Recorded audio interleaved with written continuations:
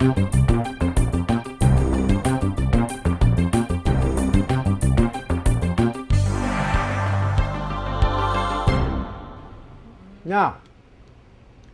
the next thing we have to think about is, how did we get into this jam?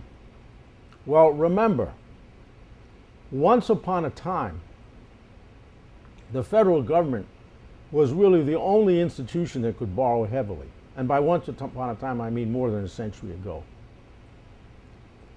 Private borrowing was difficult, and it was especially difficult for households. For instance, if you wanted to buy a home, you needed a 50% down payment. Next, the loan was less than 10 years. So you could see the monthly payments would be very large. Next, there was no amortization. You made interest-only payments, and you had to establish your own sinking fund. So you'd accumulate the principal, and at the end of the 8 years, then you had a balloon payment of the entire principal. Like a corporation has to establish a sinking fund to repay a bond. So, was it easier or more difficult for private citizens to buy homes? Much more difficult before World War II. Much more difficult. And right up until the end of World War II, about half of the American families owned their own home, even though the society was much more rural than it is today. Then what happened? Well, during the Great Depression, we have the start of the Federal Housing Administration insured loans. And those were the first loans that had small down payments, 10%, long terms, 20 years, and were amortized. That is, you paid off a little bit of the principal with each monthly interest payment, so at the end there was no balloon payment. After World War II, that thing just flourished, and the private lenders picked it up, even though there was no insurance. And then we know what happened to the 10% down payment, or smaller and smaller and smaller, and it no longer 20 years, 30 years, and then the standards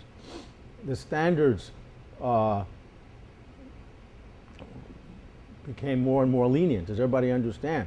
And so we pushed the borrowing as far as it could go. By 1970, about 2/3 of American homeowners owned their own homes. So now you can imagine what that did to building, right? You go from 1/2 of the households to 2/3. That's a lot of construction. Lately we pushed it, 2/3 is obviously 67%. Lately we pushed it to about 70%. But there are a certain number of people who are not, for whatever reason, going to be able to buy a home or want to buy a home. So the question now becomes, and if you think of the auto loans, right? Once upon a time, auto loans were 12 months.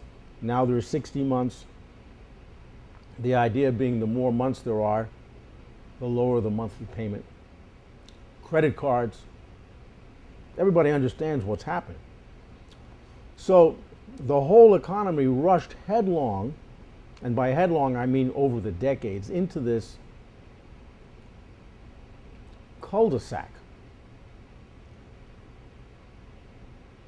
And so now, does everybody understand the problem? Now, how are we going to get out? In other words, how is that balance sheet going to get restored? It's very difficult. Does everybody understand? It's very difficult to do. So there's a real problem we face. And so if you begin to think of the banks and so on, all in these larger terms, in other words, don't just think about it as greed, or sure, they were greedy. That surprises you? It's like that Woody Allen movie. Which one is it? I forget which one. Where Woody Allen says to whoever it is, we're all going to die one day.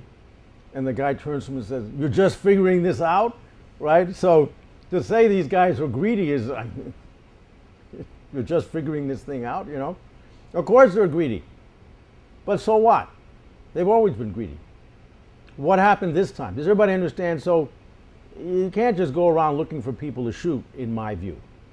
You really have to look at the thing more broadly and systemically and stepping back and getting the long view. And that's why we're looking at these.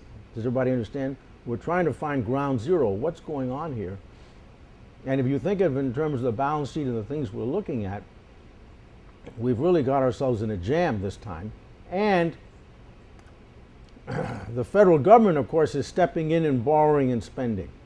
But the question is, how long can the federal government keep doing that?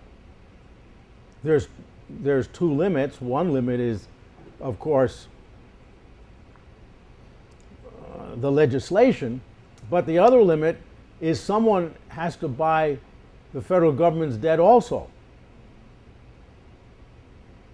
So there's even a balance sheet issue there. Now the federal government, of course, has been the safest and the most reliable of all borrowers, and of course internationally has been deemed creditworthy. But that doesn't guarantee that forever, does it? Circumstances can change. So I want you to get this kind of perspective on the situation now.